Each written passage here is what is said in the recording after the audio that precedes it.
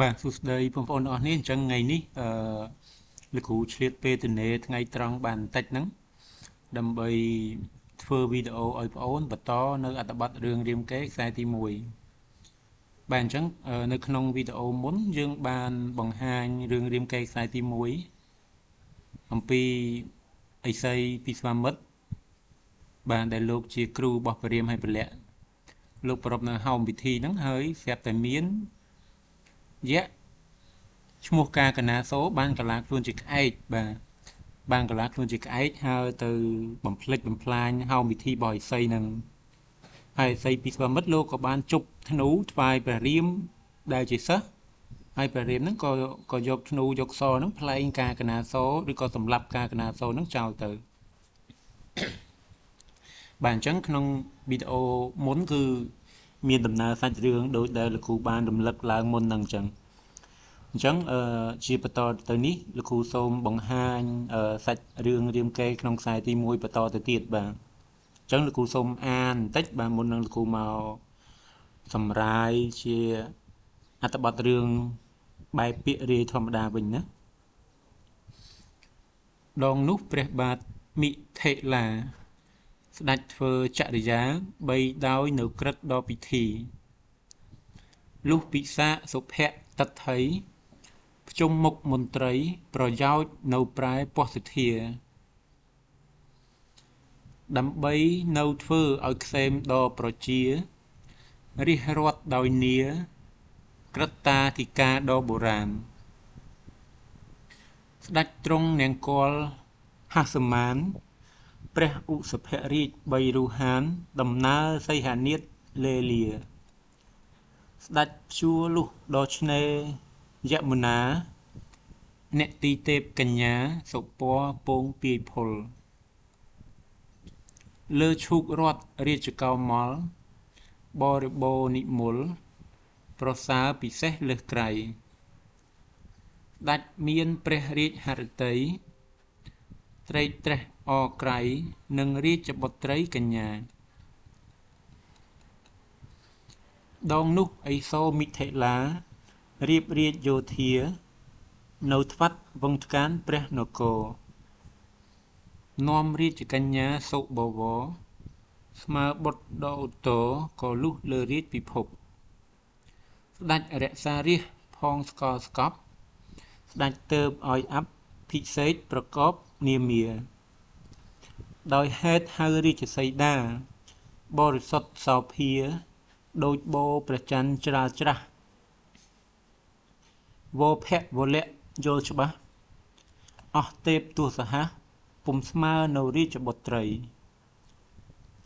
ដងនោះព្រះបាទនរបតីយល់រាជបុត្រី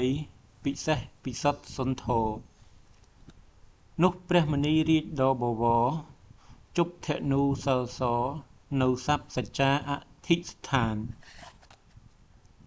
ថាទោះទេវតារិទ្ធមានជ័យអាចលើកបានធនុសិលនៅដេចជោជ័យយើងនៅយករ័ត្នសីតាថ្លៃអភិសេកឲ្យឯនាទេពដ៏មានចេស្តា បាទលោកគ្រូសូមអានប៉ុណ្ណឹងហើយលោកគ្រូសូមតម្រាយបាទសម្រាយជាអត្ថបទរាយបាទអញ្ចឹងដំណើរសាច់រឿងជាអត្ថបទកំណាព្យដែលលោកគ្រូបានអានបន្តទៅនេះបាទមានសេចក្តីដំណើរថាម៉េចបាទ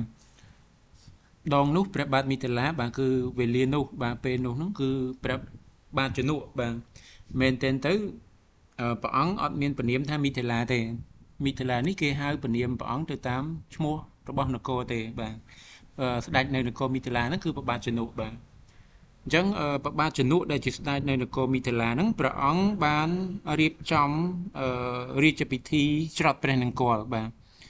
ហើយរាជពិធីច្រត់ព្រះនង្គ័លហ្នឹងគឺព្រះអង្គបានប្រជុំមុខមន្ត្រីក្រោមអាវាតបាទរបស់ព្រះអង្គហ្នឹងបាទដើម្បីរៀបចំធ្វើទៅតាមក្រិតក្រមនៃពិធីហ្នឹងដែលមានតាំងពីបរមបុរាណមកបាទអញ្ចឹងនាក្រឹត្តាធិការដ៏បុរាណនេះបាទអញ្ចឹងដូចបងប្អូនអរគ្នាដឹងហើយនៅក្នុងរាជពិធីច្រត់ព្រះនគរស្ដេចជាអធិបតីបាទហើយ ប្របាទជំនួសហ្នឹងព្រះអង្គទ្រង់កាន់នង្គ័លហ្នឹងបាទយាងដំណើរក្រោយគោឧសភរាជបាទដែលអូសនង្គ័លហ្នឹងបាទហើយព្រះអង្គព្យួរហ្នឹងទៅដល់បាទឆ្នេរឬក៏យើងហៅថាទន្លេយមុណាហ្នឹងបាទស្រាប់តែនៅទឹកទន្លេបាទនៅក្នុងទឹកទន្លេហ្នឹងឃើញពងពាយបាទពងពាយនេះពងពាយដែលគេបដែតតាមទឹកទន្លេហ្នឹងមកបាទហើយនៅលើពងពាយហ្នឹងគឺមានអឺកញ្ញាបាទយើងហៅថាទេរិកាបាទមានទេរិកាដែលគេដាក់នៅលើឈូកបាទឈូករត់ហ្នឹងណាបាទព្រះអង្គទ្រង់យល់ទេរិកាអញ្ចឹងក៏មានព្រះរាជហឫទ័យហ្នឹងអសប្បាយបតីណាស់បាទពេញបតីនឹងទេរិកាដែលគេបោះបង់ចោលមកហ្នឹងបាទហើយក៏នាំយកទេរិកាហ្នឹងទៅចូលទៅក្នុងព្រះនគរបាទចូលទៅក្នុងព្រះនគរដោយមានបតីបាទស្រឡាញ់បាទស្រឡាញ់ទេរិកានឹងដូចជាបុត្រីបាទបកើតរបស់ព្រះអង្គដែរបាទហើយក្រោយមកទៀតព្រះបាទជំនួសហ្នឹងបានធ្វើពិធី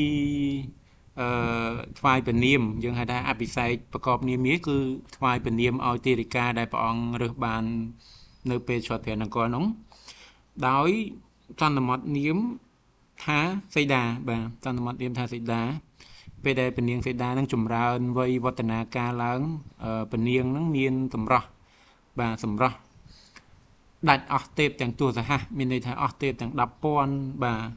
ទឬក៏អស់ទេពទាំង10000ហ្នឹងក៏ពុំអាចធៀបផ្ទឹមស្មើនឹងសីតាបានដែរហើយនៅក្នុងការសិក្សាអំពីរឿងរាមកេរ្តិ៍ខ្មែរដែលអ្នកសិក្សាទូទៅតែងតែយល់តែងតែនាំគ្នាចេះចាំតមកថាពនាងសីតាហ្នឹងមានសម្រស់ស្រស់ស្អាតដាច់គេឬក៏ដាច់ឋានទាំង3ទៅទៀតបាទអញ្ចឹងក្រោយមកទៀតពនាងសីតាហ្នឹងចម្រើនវ័យបាទដែលអាចរៀបអភិសេកស្វាមីបានព្រះបាទជំនួសបាទក្នុងនាមជាបិតាហ្នឹងព្រះអង្គបានប្រារព្ធបាទពិធីលើកធ្នូបាទពិធីលើកធ្នូដើម្បីជ្រើសរើសរកបុរសណាដែលមានសមត្ថភាពបាទដែលមានសមត្ថភាពហើយអាចលើកធ្នូនឹងបាន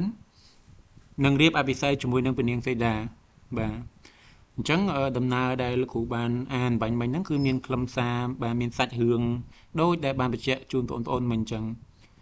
ងនៅក្នុងវីដេអូនេះបើសិនបើលោកគ្រូនិយាយទៅមានលើសលួសខុសត្រូវខ្វះខាតអីត្រង់ណាហ្នឹងក៏សូមបងប្អូនទាំងអស់គ្នាដែលជាអ្នកមើលហ្នឹងខន្តីអធិស្ឋានហើយបងប្អូនអាចផ្ដល់ជា comment បាទដើម្បីកែលម្អបានទៅលើខ្លឹមសារដែលលោកគ្រូបានលើកយកមកបង្ហាញបងប្អូននឹងបាទអរគុណដល់អ្នកគ្នាណាដែលបានចូលរួមទស្សនាបាទអរគុណ